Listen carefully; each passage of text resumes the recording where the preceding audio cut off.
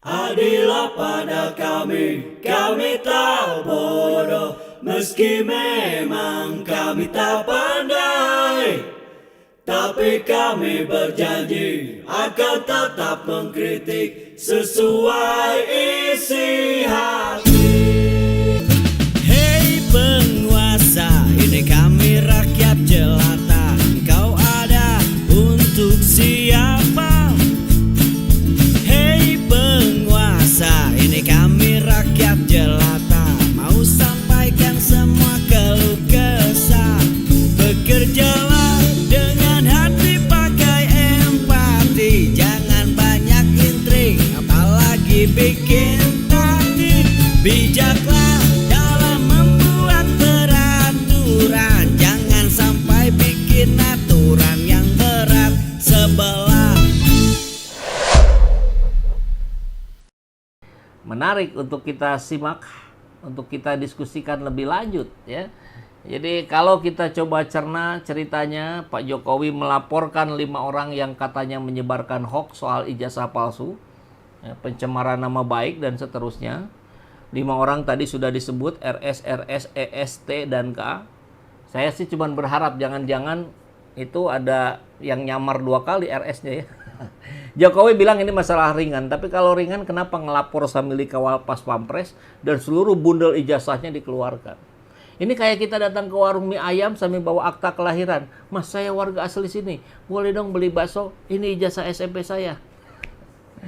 Dan mobil yang dipakai Jokowi untuk lapor ke Polda ternyata belum bayar pajak. 6 juta lebih tunggakannya. Ini apakah namanya pemimpin yang merakyat? Nunggak mobil dinas itu kayaknya ya. Ini ibarat lo datang ke sidang skripsi ngebela ijazah, tapi pakai seragam kampus orang lain, pinjam motor teman dan lupa isi bensin. Lalu datang sang penantang abadi, Roy Suryo. Ngelihat Jokowi lapor polisi, Roy langsung bilang, bagus, masuk perangkap. Kira-kira ini drama hukum. Ya, ternyata plotnya film Home Alone. Roy pasang jebakan tikus, Jokowi datang bawa ijazah, langsung kena. Plot twistnya, jebakan yang dipasang itu pakai teori editing PDF dan filter Instagram. Roy bilang ya ayo adu data, adu kebenaran. Saya sih khawatir ini adu yang begini ini ujungnya adu postingan di X, di Instagram, di YouTube, di TikTok dan sebagainya. Dan ya netizen yang akhirnya saling beradu. Rakyat adu sabar ya. Maka negara kita hari ini tampaknya sih seperti anak kelas 3 SMP gitu ya.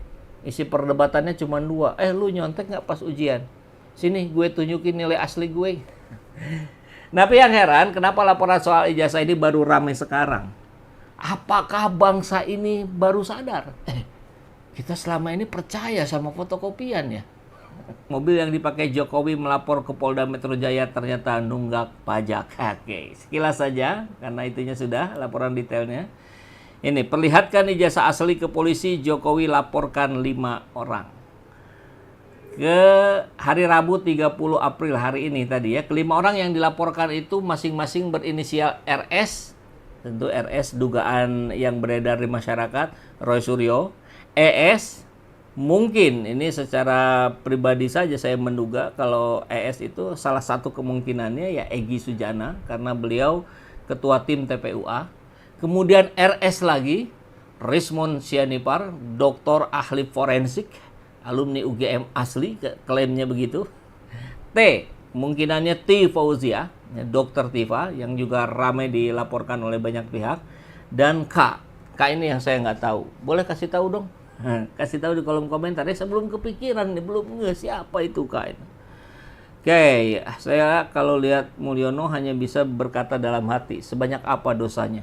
Ini yang saya heran, kita bahas Jokowi kok jadi ngomongin Mulyono. Oke.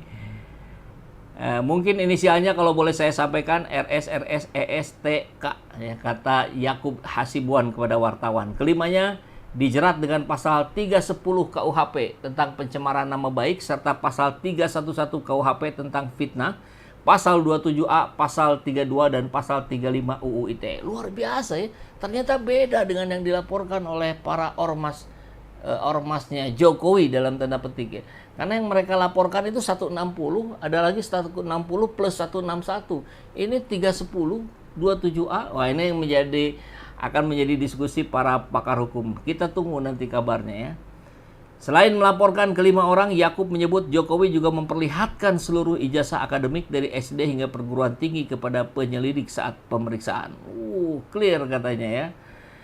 Dan Jokowi menilai seperti yang tadi di video, ini sebenarnya ringan dan mudah diselesaikan. Kalau ringan dan mudah diselesaikan, kenapa nggak dari dulu? Kan itu pertanyaan publik hari ini.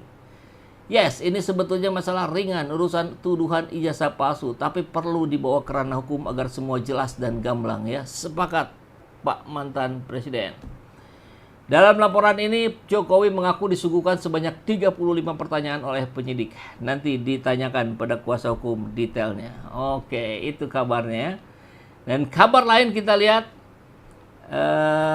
ini sudah tadi ya. Nah, relawan Jokowi yang polisikan Roy Suryo CS di Semarang, Solo, dan Sleman. Jadi bukan hanya di Jakarta yang melaporkan Roy Suryo CS, ini juga ternyata di Semarang, di Solo, di Sleman, plus Jakarta 4. Wow, luar biasa ya. Relawan alap-alap Jokowi mengadukan Roy Suryo dan 3 orang lain atas dugaan penghasutan dan pencemaran nama baik karena menyebut ijazahnya palsu. Diduga palsu ya kalau nggak salah ya. Kalau nggak salah dengar, aduan tersebut disampaikan ke Polresta Surakarta, juga mengadukan di Polresta Sleman. Ngeri. Sudah diterima oleh pihak SPKT dengan nomor register bla bla bla. Mengatakan aduan tersebut atas arahan ketumnya Muhammad Isnaini yang dilaporkan Roy Suryo CS termasuk Rizal Fadilah, T. Fauzia, dan Rismon Sianipar. Ya. Pihaknya menuding sudah termasuk penghasutan dan pencemaran nama baik. Mereka telah mengumpulkan bukti-bukti untuk mendukung aduan. Di pihak Roy Suryo CS juga sudah menyiapkan bukti-buktinya ya. Ya sudah kita adu. Tapi kalau ada 4 laporan gimana? Digabung apa gimana? Kan kasihan juga nanti. Hadir ke Sleman, ke Solo, ke Jakarta. Ya mungkin tentu ada cara yang tepat secara hukum ya. Roy Suryo dapat intimidasi. Ini yang disayangkan ya. Harusnya kan data ilmiah dibalas dengan data ilmiah. Opini balas opini, bukan dengan intimidasi. Roy mengaku mendapat intimidasi saat membeberkan ijazah Jokowi yang diduga palsu. Namun dia enggan menanggapi intimidasi tersebut. Harusnya udah nggak zaman ini intimidasi ini. Sebenarnya banyak yang terjadi termasuk yang saya alami baik nyata maupun yang secara fisik dialami Rismon dengan kendaraannya. Ya kita tahu 2 bannya itu disobek, 2 kacanya dipecahkan. Ya. Itu ketika Rismon mulai banyak bicara tentang ijazah Jokowi. Kenapa ini masih terjadi? Sayang sekali ya. Dia hanya menganggapnya seperti angin lalu saja karena saat orang bekerja dengan tangan kotor bakal sulit membersihkannya. Pastinya saat ada yang melaporkan ke polisi berkaitan ijazah Jokowi, dia siap menghadapinya secara fair. Saya dan 3 sahabat, Pak Rizal Fadilah, Dr. Rismon, Dr. Tifa menyatakan terus berjalan dan apapun yang terjadi kita akan hadapi. Oke, ini pernyataan dari Roy Suryo dan pelapor Roy Suryo di Jakarta sudah mulai menjalani pemeriksaan karena yang diperiksa yang melaporkan dulu ya.